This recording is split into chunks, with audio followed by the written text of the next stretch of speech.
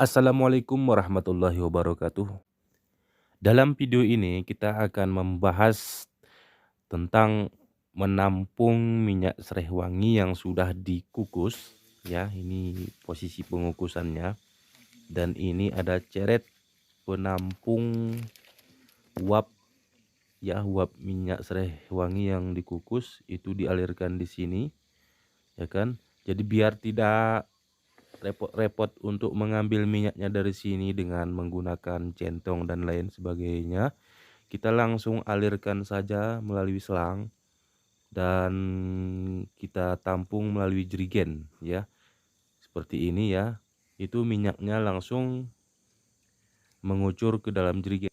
Letak dudukan jerigen ini harus dilobangi dulu dan dia tidak bisa setara dengan ceret. Dia harus berada di bawah ceret itu.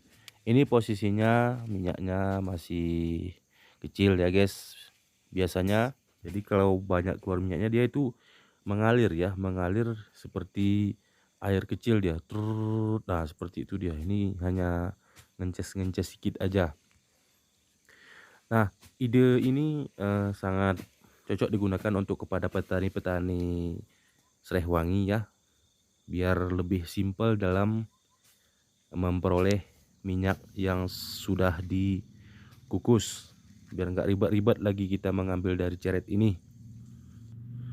Ini posisinya hasilnya ya, itu dari proses seperti itu tadi. Perlu saudara dan teman-teman ketahui bahwa selang yang satunya ini, yang di bagian kiri ini, itu berfungsi untuk mengalirkan air yang ada di bawah minyak di dalam ceret ini ya. Dia posisinya untuk mengeluarkan air dan yang di atasnya untuk mengeluarkan minyak. Dan perlu Anda ketahui ya teman-teman bahwa dalam ceret ini tidak semuanya minyak. Di situ di bawah itu air dan di atasnya itu minyak ya. Air dan minyak tidak pernah akan menyatu sampai kapanpun. Nah, begitulah sains di minyak serai ini. Maksudnya ada pelajaran sains yang kita dapat dalam proses pengukusan minyak serai wangi ini guys.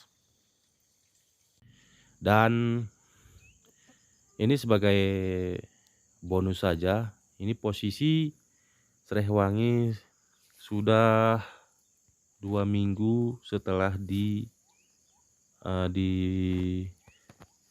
dipanen ya. Kalau bahasa dalam istilah bahasa gayunya itu diuling. Kalau bahasa Indonesia itu apa ya namanya itu? Pokoknya dipanen lah, dipotong.